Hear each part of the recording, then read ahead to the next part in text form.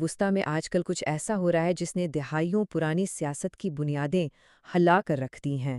آج کے اس تجزیے میں ہم سعودی عرب، ایران اور پاکستان کے درمیان ہونے والی ان حیران کن اور تاریخی تبدیلیوں کا جائزہ لیں گے جن کے بارے میں کچھ ماہ پہلے تک کوئی سوچ بھی نہیں سکتا تھا۔ مطلب یہ واقعی ایک بہت بڑی اور غیر معمولی تبدیلی ہے۔ تو ذہن میں سب سے بڑا سوال کیا آتا ہے؟ یہی نا کہ آخر سعودی عرب اور ایران جیسے پرانے اور تاریخی حریف اچانک امن کی بات کیوں کر رہے ہیں؟ پرانی دشمنیاں جو کبھی ختم ہوتی نظر نہیں آتی تھیں، اب غیر معمولی اتحاد میں بدل رہی ہیں۔ اور یہ جاننا بے حد دلچسپ ہے کہ یہ بظاہر ناممکن کام آخر ممکن کیسے ہوا۔ اس پیچیدہ صورتحال کو آسانی سے سمجھنے کے لیے ہم اپنے اس تجزیے کو 4 حصوں میں بانٹیں گے۔ پہلا، تبدیلی کا محرک۔ دوسرا، دفاعی حکمت عملیوں میں تبدیلی۔ تیسرا، خلیج کو پاٹنا۔ اور چوتھا، عدم جارحیت کا معاہدہ۔ چلیں شروع کرتے ہیں۔ تو سب سے پہلے بات کرتے ہیں پہلے حصے کی، تبدیلی کا محرک۔ آخر اس سب کی شروعات کہاں سے ہوئی؟ ایک وقت تھا جب پرانا نظریہ یہ تھا کہ بس امریکی اور مغربی سیکیورٹی گارنٹیز پر انحصار کیا جائے، لیکن فراہم کردہ تجزیے کے مطابق عرب ریاستوں پر ہونے والے حالیہ حملوں کے بعد خطے کا پورا مائنڈ سیٹ ہی بدل گیا ہے۔ مغربی ممالک کی دی گئی گارنٹیز کو اب ایک اثاثے کے بجائے سیدھا سیدھا ایک خطرہ یا یوں کہہ لیں کہ ایک لائبلٹی سمجھا جانے لگا ہے۔ اب غیر ملکی اڈوں کی موجودگی حفاظت کی ضمانت بالکل نہیں رہی۔ آئیے ذرا اس کی گہرائی میں چلتے ہیں۔ وہ کون سے عوامل تھے جنہوں نے اس نئی سوچ کو جنم دیا؟ بات دراصل یہ ہے کہ قطر جیسی عرب ریاستوں پر جو حالیہ حملے ہوئے، ان سے یہ احساس پیدا ہوا کہ مغربی گارنٹیز تو ناکافی ہیں، اور اس سے بھی بڑی بات ذرائع بتاتے ہیں کہ بعض حملوں کو فالس فلیگ یعنی جھوٹے پرچم تلے کی گئی کارروائیاں قرار دیا گیا۔ اس چیز نے رہی صحیح کسر بھی نکال دی اور اعتماد کو بری طرح ٹھیس پہنچائی۔ اب ذرائع کے تجزیے میں ایک انتہائی چشم کشا دعویٰ سامنے آیا ہے۔ تیل کی تنصیبات اور ارامکو پر ہونے والے بعض حملوں کے حوالے سے، جن کی ایران نے سختی سے تردید کی تھی، تجزیہ کہتا ہے کہ یہ حملے دراصل فالس فلیگ تھے تاکہ عرب ایران جنگ چھیڑ سکے۔ یہ سوچنا بھی کس قدر حیران کن ہے کہ ایک پورے خطے کو جنگ میں جھونکنے کی کیسی خطرناک سازش کی جا رہی تھی۔ چلیں اب بڑھتے ہیں دوسرے حصے کی جانب، دفاعی حکمت عملیوں میں تبدیلی۔ یہاں پر ایک اصطلاح کو سمجھنا انتہائی ضروری ہے، SMDA یعنی اسٹریٹجک میوچول ڈیفنس ایگریمنٹ۔ یہ دراصل پاکستان اور سعودی عرب کے درمیان ایک بنیادی سیکیورٹی معاہدہ ہے جو حال ہی میں فعال یعنی آپریشنل ہوا ہے۔ اس ایک معاہدے نے خطے میں طاقت کے توازن اور پوری ڈائنامکس کو بدل کر رکھ دیا ہے۔ موجودہ صورتحال کو سمجھنے کے لیے یہ معاہدہ نہایت اہم ہے۔ اور حیرت کی بات یہ ہے کہ یہ پہل صرف سعودی عرب تک محدود نہیں رہی۔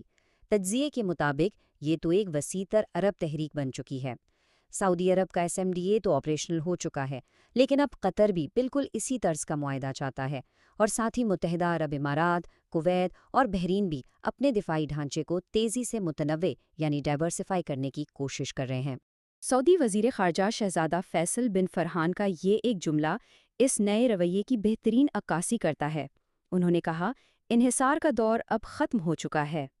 یہ کوئی معمولی بات نہیں ہے، یہ ایک انتہائی طاقتور پیغام ہے جو عرب ریاستوں کے اس نئے مائنڈ سیٹ کو ظاہر کرتا ہے کہ بس اب غیر ملکی طاقتوں پر مکمل انحصار ختم۔ اب آتے ہیں اپنے تیسرے حصے پر، خلیج کو پاٹنا۔ یہ اس پورے تجزیے کا سب سے دلچسپ موڑ ہے۔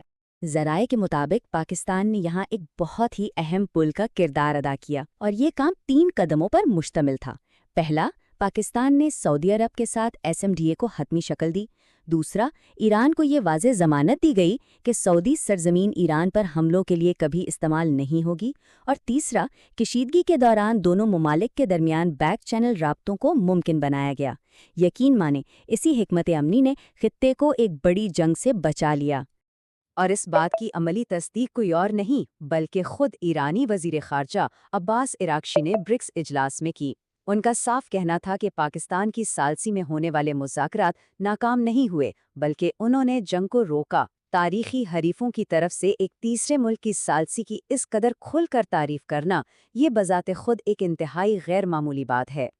اب تجزیہ بتاتا ہے کہ اس امن عمل کو خراب کرنے کی بہت کوششیں کی گئیں، بالکل کسی جاسوسی فلم کی طرح۔ ارامکو پر فالس فلیگ حملوں کا الزام ایران پر ڈالنے کی کوشش ہوئی، پھر یہ جھوٹی خبر پھیلائی گئی کہ سعودی عرب نے ایران پر حملہ کر دیا ہے، جو بعد میں غلط ثابت ہوئی۔ پھر اسرائیلی وزیر اعظم کے خفیہ دورہ UAE کی افواہیں اڑائی گئیں، جن کی فوری تردید ہوئی، اور آخر میں پروجیکٹ فریڈم نامی ایک مہم سامنے آئی جسے سعودی ولی عہد نے مبینہ طور پر رکوا دیا۔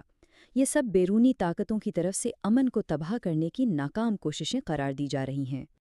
اب ہم آتے ہیں اپنے آخری اور چوتھے حصے پر، عدم جارحیت کا معاہدہ۔ تو اس پورے پس منظر میں یہ عدم جارحیت کا معاہدہ یا نان اگریشن پیکٹ آخر ہے کیا؟ اس کا بہت ہی سیدھا سا مطلب یہ ہے، ہماری سرزمین آپ پر حملے کے لیے استعمال نہیں ہوگی، اور بالکل اسی طرح آپ کی سرزمین بھی ہمارے خلاف استعمال نہیں ہوگی۔ یاد رہے، یہ کوئی عام باہمی دفاعی معاہدہ نہیں ہے، بلکہ یہ صرف اپنی زمین کو ایک دوسرے کے خلاف استعمال نہ ہونے دینے کی ایک دو ٹوک اور واضح ضمانت ہے۔ اب سوال یہ پیدا ہوتا ہے کہ اس معاہدے کی اتنی سخت ضرورت کیوں پڑی؟ تجزیے کے مطابق اس کا اصل مقصد اس اکنامک سیفٹی ببل یا معاشی حفاظتی بلبلے کو دوبارہ بحال کرنا ہے، جسے حالیہ ٹینشنز کی وجہ سے بہت نقصان پہنچا تھا۔ عرب ریاستوں کے کھربوں ڈالرز کے معاشی ماڈلز کا پورا انحصار خطے کے امن پر ہے۔ اگر سلامتی نہیں ہے تو معاشی استحکام بھی نہیں ہے، تو یہ اب ان کے لیے کوئی آپشن نہیں بلکہ مجبوری ہے۔ اور ان تمام سفارتی کوششوں، ملاقاتوں اور معاہدوں کا صرف ایک ہی سب سے بڑا اور حتمی مقصد ہے، اور وہ یہ کہ سنی اور شیعہ اور عرب اور ایران کی اس پرانی، خونی اور خطرناک تقسیم کا ہمیشہ کے لیے خاتمہ کر دیا جائے۔ یہ وہ واحد ہدف ہے جو اب ان تمام ممالک کی سوچ کا محور بن چکا ہے۔ تو آخر میں سب سے اہم اور سوچنے پر مجبور کر دینے والا سوال یہ ہے، کیا واقعی یہ تاریخی عدم جارحیت کا معاہدہ اپنی جگہ برقرار رہ پائے گا؟ اور اگر ایسا ہو جاتا ہے تو مشرق وسطیٰ اور پوری دنیا کے مستقبل کے لیے اس کے کیا معنی ہوں گے؟ یہ ایک ایسی تیزی سے بدلتی ہوئی صورتحال ہے جو عالمی سیاست کا رخ مکمل طور پر بدل کر رکھ سکتی ہے۔